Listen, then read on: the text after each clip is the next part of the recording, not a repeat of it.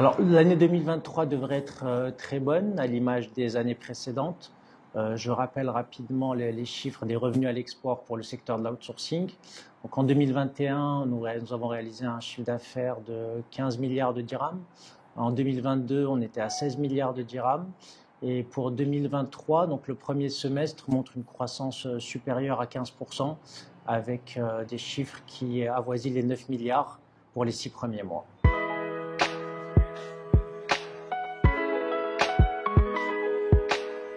Alors, les principales évolutions concernent bien entendu et avant tout l'intelligence artificielle qui a fait une entrée assez fracassante, c'est-à-dire dans notre secteur d'activité et qui présente selon nous de très nombreuses opportunités et non pas de véritables menaces, dans le sens où nous avons nous-mêmes en tant qu'outsourceurs embarqué de plus en plus de technologies qui nous permettent d'être beaucoup plus performants à plusieurs égards.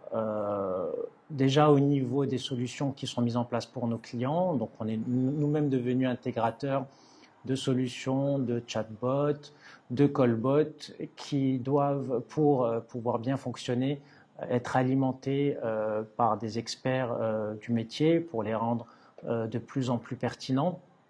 Et c'est ce qui nous a permis en fait de créer de nouvelles activités et pour proposer en fait justement le paramétrage et l'intégration de ce type de solutions pour nos clients qui, on a vu, lorsqu'elles sont très performantes, permettent de représenter 20 au maximum jusqu'à 25% des flux qui peuvent être gérés d'une façon automatisée.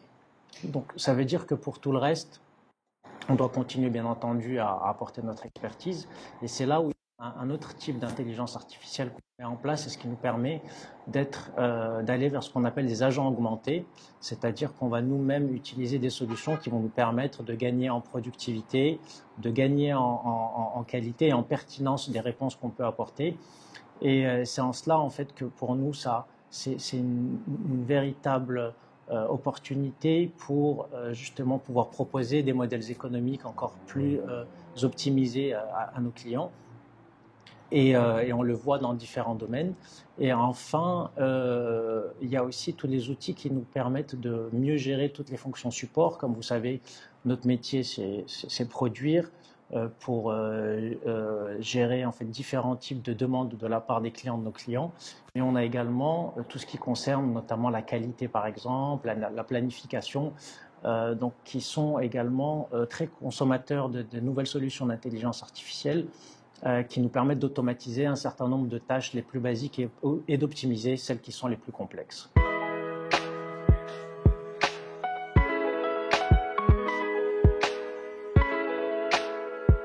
Alors pour cette année 2024, c'est de poursuivre donc, cette montée en compétence sur ces technologies, puisqu'encore une fois, nous sommes les premiers utilisateurs de ces nouvelles solutions qui sont en train de révolutionner notre métier. Donc on est vraiment au premier poste pour pouvoir proposer des solutions innovantes à nos clients qui intègrent ces solutions. Il y a également la tendance majeure de la consolidation dans notre secteur qui est en train de se poursuivre. Chaque année, on a des géants du secteur qui se rapprochent pour pouvoir couvrir de plus en plus de régions, de plus en plus de langues, de plus en plus de métiers. Et ça, c'est un mouvement qui devrait se poursuivre. Et le troisième mouvement qui est très intéressant pour nous, c'est que la tendance de fond de l'externalisation est également en train de confirmer cette tendance haussière avec de plus en plus d'entreprises qui vont aller externaliser des fonctions qui sont de plus en plus complexes. On l'a vu, ça s'est beaucoup fait dans la relation client ces 20 dernières années, mais avec l'émergence du BPO, donc le Business Process Outsourcing, on voit que de nouvelles fonctions qui étaient historiquement plutôt gérées en interne, qui sont en train également d'aller vers des prestataires externes, que ce soit en onshore, donc en Europe, et en offshore, en Afrique, et c'est là où on arrive à se positionner au Maroc.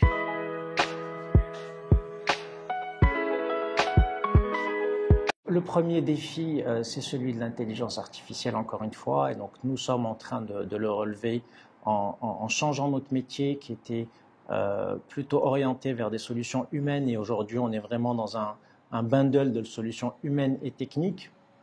Et c'est cette révolution qui est en cours. Il y a également, si on parle du Maroc de façon plus spécifique, une concurrence de plus en plus visible des destinations africaines. Mais ce n'est pas une tendance nouvelle et ça nous a permis, si vous voulez, de nous orienter vers un positionnement de plus en plus expert, de plus en plus qualitatif, puisqu'au niveau des coûts, on voit bien que d'autres destinations africaines sont plus agressives. Et dans certains cas, elles sont même aidées par des fortes dévaluations.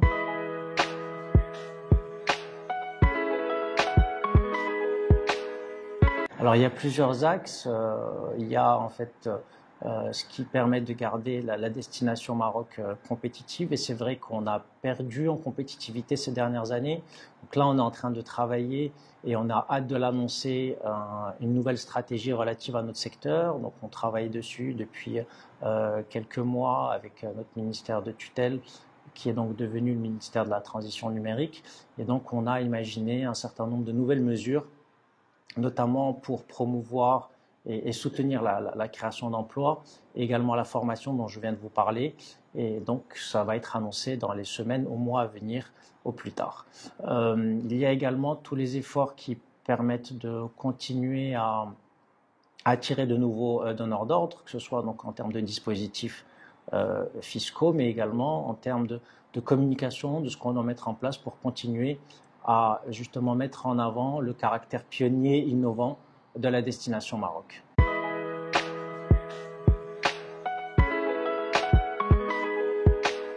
Ce qu'il faut savoir sur le marché mondial de l'outsourcing, c'est que contrairement aux autres secteurs industriels, par exemple, nous, on va avoir une répartition en fonction des langues qui sont couvertes.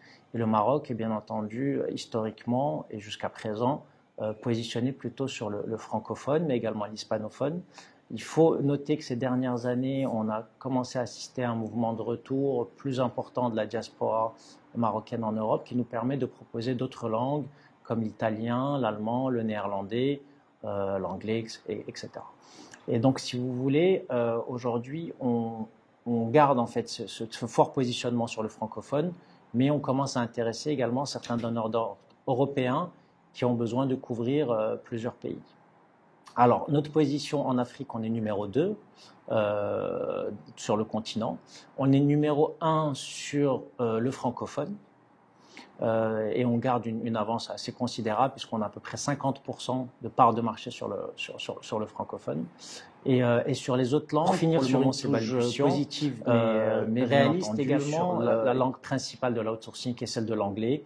On est loin derrière des destinations qui sont beaucoup plus abondantes en termes de ressources, comme les Philippines, l'Inde ou d'autres destinations asiatiques notamment. Il faut savoir que malgré l'émergence de ces nouvelles destinations, donc qui ne sont pas nouvelles, malgré l'émergence de l'intelligence artificielle, nos prévisions restent très bonnes quant à notre potentiel à la fois de création d'emplois, paradoxalement malgré l'avènement de l'IA, mais également de croissance de nos revenus à l'export, puisque encore une fois, le sous-jacent principal de notre secteur, c'est cette tendance lourde qui consiste à externaliser de plus en plus de fonctions, et cela ne concerne pas uniquement la relation client.